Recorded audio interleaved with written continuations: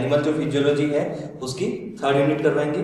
BSc 3rd year में इसके अंदर पहले आपको फर्स्ट और सेकंड 2 यूनिट करवा चुके हैं, और 3rd पेपर जो है उसमें 3 यूनिट जो है पोल्ट्री फार्मिंग है, सेरीकल्चर है, और 3rd इसके अंदर आपको बताया गया था इसके अंदर हनी बी का कल्चर किस प्रकार से किया जाता है या मधुमक्खी पालन कैसे होता है, और इससे पहले रेशम कीट का पालन या मुर्गी पालन कैसे होता है उसके बारे में आपको बताया।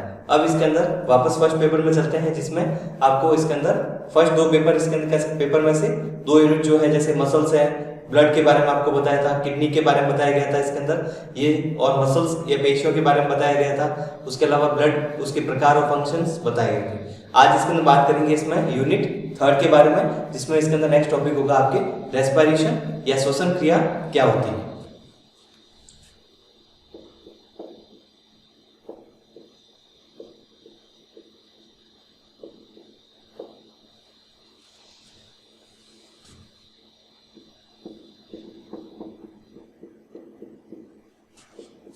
रेस्पिरेशन या जिसे इसके अंदर श्वसन कहा जाता है,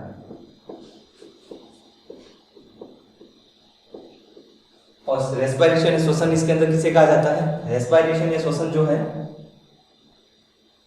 वह प्रोसेस होता है या वह क्रिया होती है जिसमें क्या किया जाता है, मुख्य रूप से ऑक्सीजन और CO2 का आदान प्रदान होता है। CO2 और ऑक्सीजन का एक्सचेंज होता है, या जिसे कहा जाता है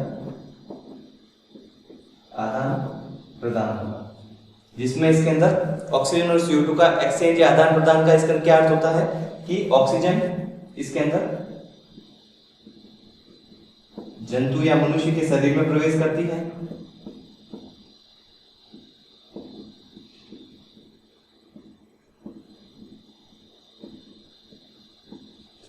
ऑक्सीजन को इसके अंदर कह सकते हैं एनिमल के इस बॉडी में इसके अंदर प्रवेश करती है, क्योंकि ऑक्सीजन की सांद्रता एनवायरनमेंट में ज्यादा होती है और जंतु के शरीर में कम होगी।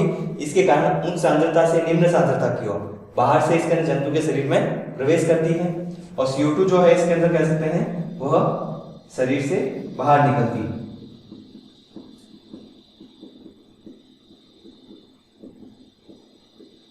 दोनों जो गैसेस हैं इसके अंदर ऑक्सीजन और CO2, इसका इसके अंदर आदान प्रदान जो किया जाता है, इसमें ऑक्सीजन को जंतु के शरीर में एंटर करवाया जाता है, प्रवेश करवाया जाता है, और कार्बन डाइऑक्साइड को इसके अंदर शरीर से बाहर निकाला जाता है। ऑक्सीजन जो है इसके अंदर जंतु के शरीर में जो प्रवेश करती है वह इसके अंदर किस कार्य के लिए चाहिए होती है? उपापचयी क्रियाओं के लिए,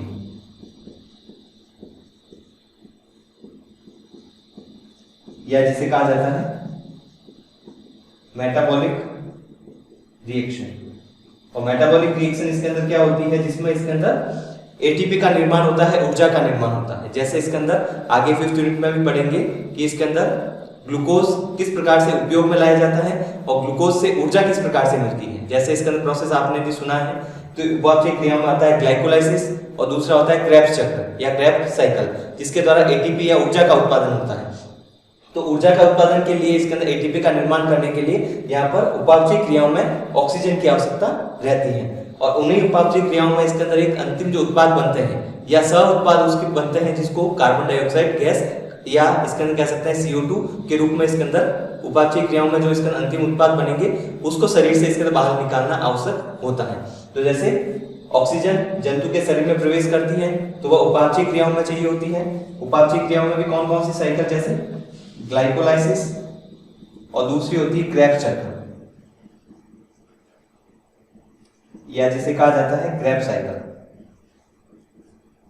इसमें इसके अंदर ऑक्सीजन की आवश्यकता रहती है, और मेटाबॉलिक रिएक्शन से जो CO2 बनती है, एटीपी का उत्पादन होगा, इससे अलग अलग इसके अंदर बीच में जो उत्पाद बनेंगे एटीपी का निर्माण होगा, और अंतिम उत्पाद के रूप में जिसमें CO2 बनेगी, जल और CO2 जो बनता है, और CO2 जो इसके अंदर उसको शरीर से बाहर निकालना आवश्यक होता है। तो एनिमल के शरीर में ऑक्सीजन को एंटर करवाना और CO2 का शरीर से बाहर निकालना, ये जो क्रिया होती है उसको इसके अंदर रेस्पिरेशन या श्वसन इसके अंदर क्रिया कहा जाता है, क्योंकि इसमें ऑक्सीजन और CO2 का आदान प्रदान होता है। और रेस्पिरेशन जो होता है वो श्वसन तंत्र के द्वारा होता है। श्वसन तंत्र में कौन कौन से भाग होते हैं वो आपको बताते हैं।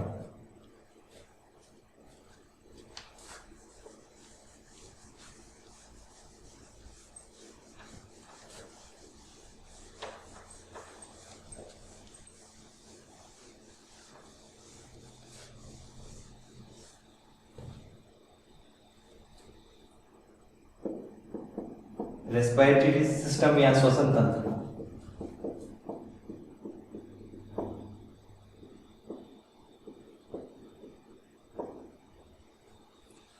रेस्पिरेटरी सिस्टम सबसे पहले इसके अंदर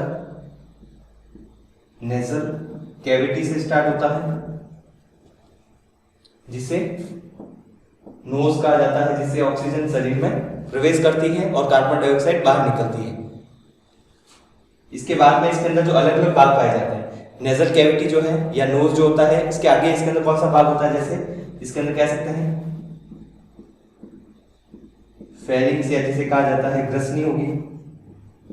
इसके अलावा इसमें लैरिंग्स पाया जाता है।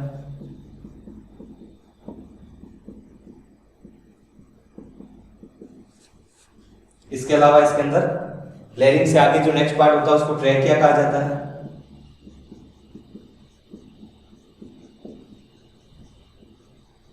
ट्रैकिया होता है। ट्रैकिया से आगे इसके अंदर जो भाग होता है उनको ब्रोंकाई कहा जाता है। ब्रोंकाई से आगे इसके अंदर ब्रोंक्यूल्स होते हैं। ब्रोंक्यूल से आगे इसके अंतिम जो भाग होता है जिसको कहा जाता है एल्वियोलाई।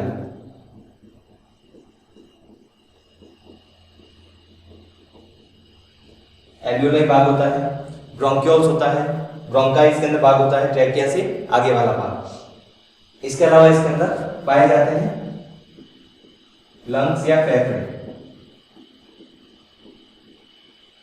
लंग्स या फेफड़े इसके अंदर जंतु के शरीर में पाए जाते हैं, जिनकी इसके अंदर संख्या 2 होती है।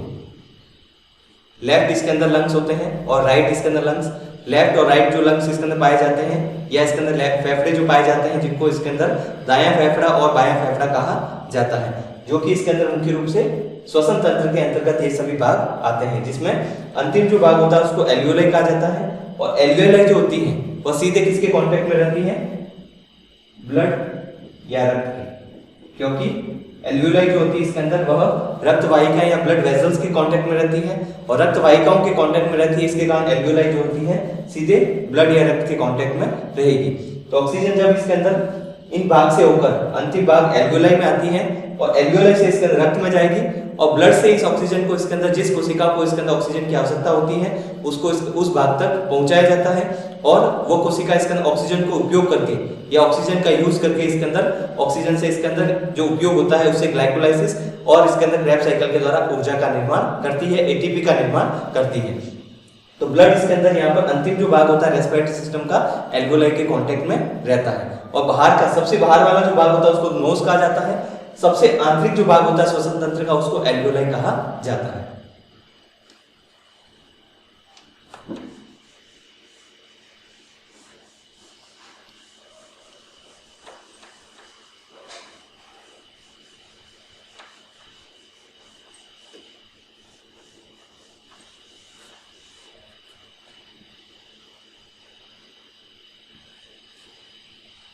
जैसे इसके अंदर रेस्पिरेटरी सिस्टम का स्ट्रक्चर की बात करें तो इस प्रकार से हो सकता है।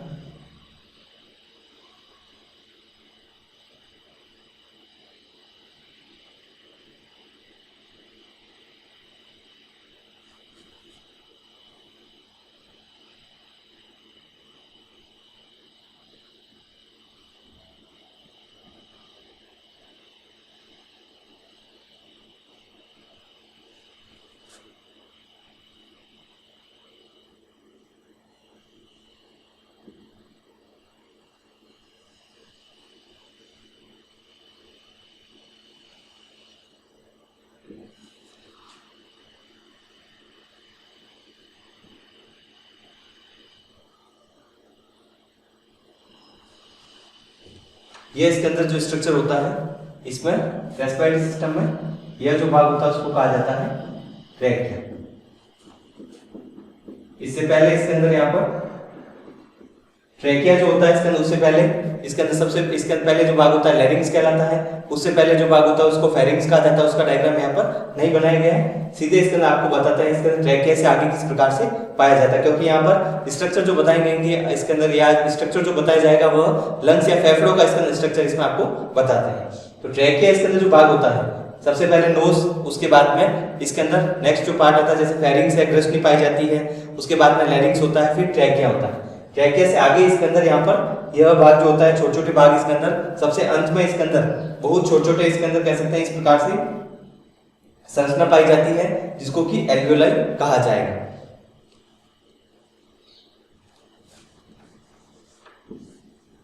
तो इसमें इसके अंदर लिख सकते हैं कि ये किसका स्ट्रक्चर है, लंग्स,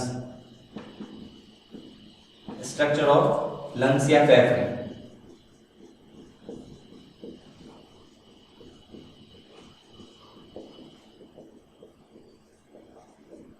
फेफड़े की संरचना, इसमें मनुष्य में इसके अंदर दो फेफड़े होते हैं, राइट और लेफ्ट, बायां और दायां।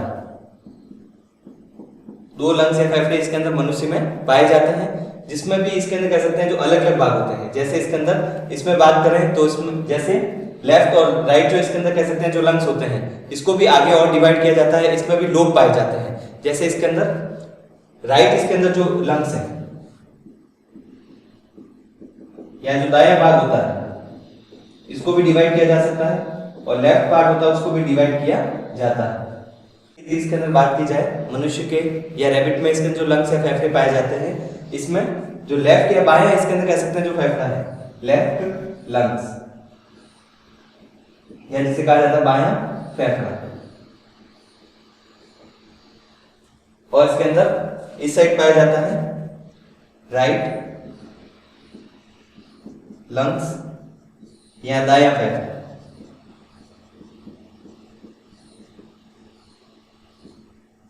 तो इसमें इसके अंदर रेस्पिरेटरी सिस्टम या श्वसन तंत्र में इसके अंदर फेफड़े या इसके अंदर जो संरचना पाई जाती है जिसको लंग्स कहा जाता है, यह ऑक्सीजन और CO2 का कार्य इसके अंदर कह सकते हैं आदान प्रदान करने में मुख्य भूमिका निभाते हैं, क्योंकि ऑक्सीजन इसके अंदर ब्लड को यही प्रदान करते हैं।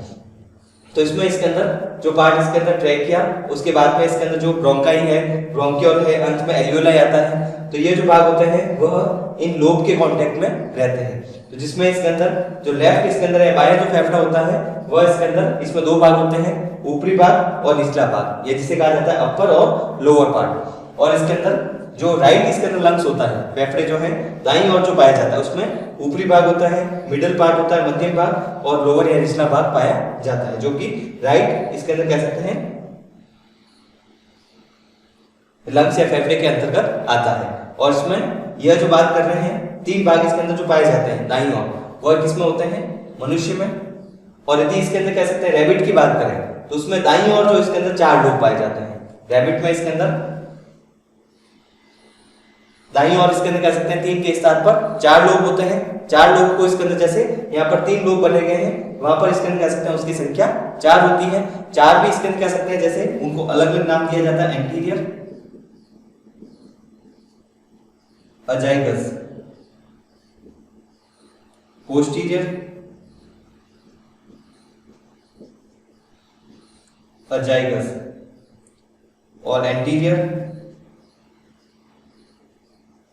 और पोस्टीरियर।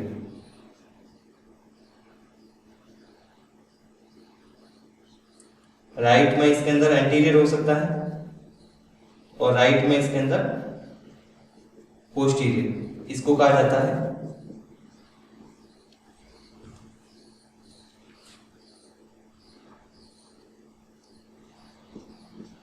अजाइगस। और इसमें दायां अग्रभाग और दायां फर्स्ट, पोस्टीरियर फर्स्ट भाग। तो इसमें लोब जो पाए जाते हैं एंटीरियर और पोस्टीरियर में इसके अंदर जैसे दो तो अजाइगस भाग होते हैं और दो इसके अंदर कह सकते हैं एंटीरियर या अग्र इसके अंदर कह सकते हैं दायां भाग, और फर्स्ट इसके अंदर कह सकते हैं दायां भाग इसके अंदर पाए जाते हैं। लेकिन लेफ्ट जो लंग्स होते हैं, फेफड़े होते हैं, वह रैबिट में भी उसकी संख्या दो होती है, मनुष्य में भी उसकी इसके अंदर लोब की संख्या दो होती है। लेकिन और यह जो भाग होता है, दोनों इसके अंदर जो भाग होते हैं आपस में एक दूसरे से मीडियस्टिनम के द्वारा इसके अलग रहते हैं। और थोरेसिक जो कैविटी होती है वह इसके अंदर कह सकते हैं उस भाग में लंग्स या फेफड़े पाए जाते हैं, श्वसन तंत्र का भाग पाया जाता है।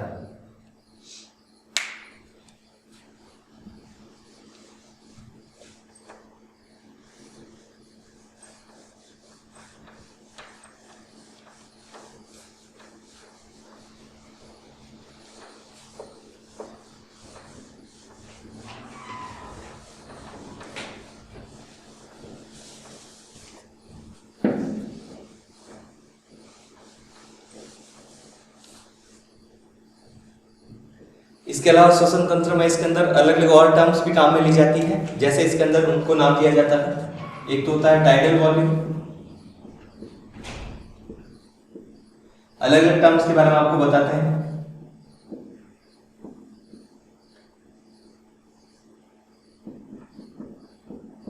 इंस्पायरेटरी,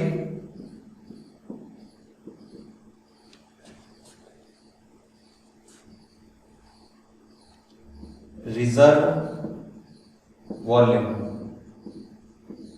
इसे कहा जाता है टी वी, इसे कहा जाता है इंस्पायरेटरी रिजर्व वॉल्यूम। तीसरा होता है इसके अंदर एक्सपायरेटरी रिजर्व वॉल्यूम, या जिसे कहा जाता है ERV। और लास्ट में इसके अंदर होता है जिसे कहा जाता है रेजिडुअल वॉल्यूम। तो चार अलग अलग टर्म्स इसके अंदर रेस्पिरेशन श्वसन में कार्य करती है। इसके बाद हिंदी में इसके अंदर कह सकते हैं नेक्स्ट क्लास में आपको बता देंगे। तो इसमें टाइडल वॉल्यूम क्या होता है, सबसे पहले जो भी इसके अंदर नॉर्मल या सामान्य तरीके से इसके अंदर सांस को अंदर लेना और इसके अंदर कह सकते हैं सांस को बाहर छोड़ना। अंदर लेना जिसको इंस्पायरेशन कहा जाता है और बाहर छोड़ने की क्रिया उसको इसके अंदर कह सकते हैं जैसे निश्वसन और उच्छ्वसन। सांस को अंदर लेने की क्रिया इंस्पायरेशन कहलाती है और बाहर छोड़ने की क्रिया जिसको एक्सपायरेशन कहा जाता है। तो नॉर्मल इसके अंदर जितनी सांस अंदर ली जाती है और बाहर छोड़ी जाती है, इस वॉल्यूम को इसके अंदर टाइडल वॉल्यूम कहा जाता है। तो सामान्य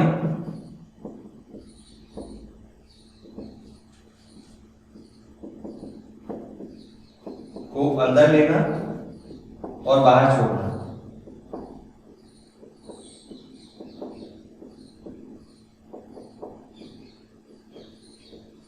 इसमें इसके अंदर कितनी इसके अंदर सांस ली जाती है और बाहर छोड़ी जाती है, उस वॉल्यूम को या आयतन को। नॉर्मल इसके अंदर कह सकते हैं कितने श्वास को अंदर लिया जाता है, कितने इसके अंदर श्वास को बाहर छोड़ा जाता है, इस वॉल्यूम को टाइडल वॉल्यूम कहा जाता है। और ये आयतन कितना होता है, लगभग 500 ml, 500 मिलीलीटर। 500 ml इसके अंदर जो श्वास है नॉर्मल तरीके से छोड़ी जाती है या सांस को अंदर लेना या बाहर छोड़ा जाता है। नॉर्मल जैसे इसके अंदर यदि टाइटली या इसके अंदर कह सकते हैं प्रेशर से या दबाव से इसके अंदर सांस अंदर नहीं ले रहे हैं, उसके बारे में बात नहीं कर रहे हैं। नॉर्मली आप सांस कितनी अंदर लेते हैं, बाहर छोड़ते हैं, उसको टाइडल वॉल्यूम कहा जाता है। और इसके अंदर प्रेशर या दबाव से, जैसे योग या इसके अंदर कह सकते हैं प्राणायाम करते हैं, उस समय कितनी सांस को अंदर लेते हैं, तो उस समय प्रेशर से सांस को अंदर लिया जाता है, नॉर्मली नहीं लिया जाता है। इसके कारण प्रेशर या दबाव से कितनी सांस को अंदर ले रहे हैं, दबाव से ले रहे हैं और इसके अंदर सांस को श्वास अंदर लेते हैं या ब्रीदिंग करते हैं। तो ब्रीदिंग इसके अंदर नॉर्मली होती है, उसमें कितना वॉल्यूम होता है, 500 ml। और दबाव से या प्रेशर से आप कितने इसके अंदर कह सकते हैं सांस अंदर ले सकते हैं, मैक्सिमम इसके अंदर कह सकते हैं दबाव लगाकर कितनी सांस को अंदर लिया जा सकता है, वह वॉल्यूम जो होता है इसके अंदर उसको कहा जाता है इंस्पायरेटरी रिजर्व वॉल्यूम। ये लगभग होता है इसके अंदर 3000 ml। सांस को अंदर मैक्सिमम कितना अंदर लिया जा सकता है, उसको इसके अंदर कहा जाता है इंस्पायरेटरी रिजर्व वॉल्यूम। प्रेशर या दबाव से डिफरेंस हो जाएगा, इसके अंदर यहाँ पर अंदर लिया जाता है, कितना बाहर छोड़ सकते हैं।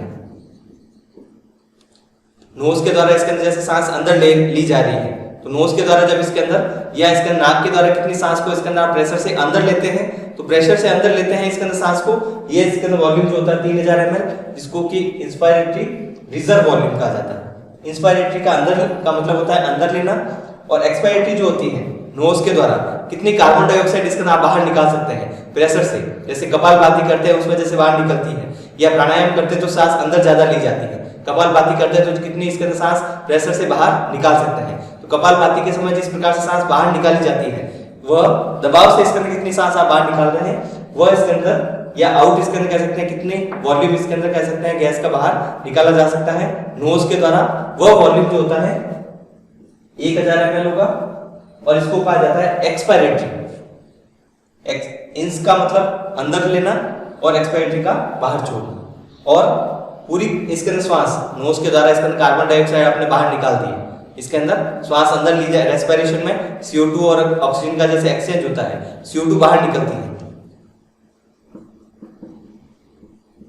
दबाव से आपने इसके अंदर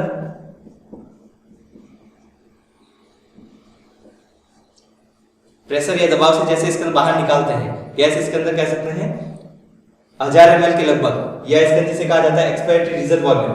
नोज के द्वारा कार्बन डाइऑक्साइड जो बाहर निकाली जाती है, नाक के द्वारा कार्बन डाइऑक्साइड बाहर इसके अंदर जो निकाली जाती है 1000 ml होती है। लेकिन दबाव से जब इसके अंदर कह सकते हैं 1000 ml इसके अंदर कह सकते हैं जो आयतन होता है बाहर निकलता है, ऑक्सीजन या CO2 जो होती है अंदर ली जाती है या CO2 बाहर छोड़ी जाती है।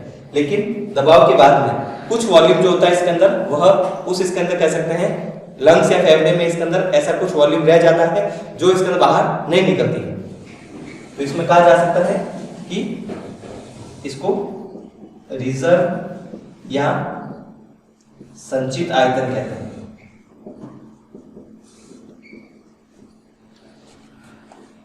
जो लंग्स या फेफड़े में रहती है।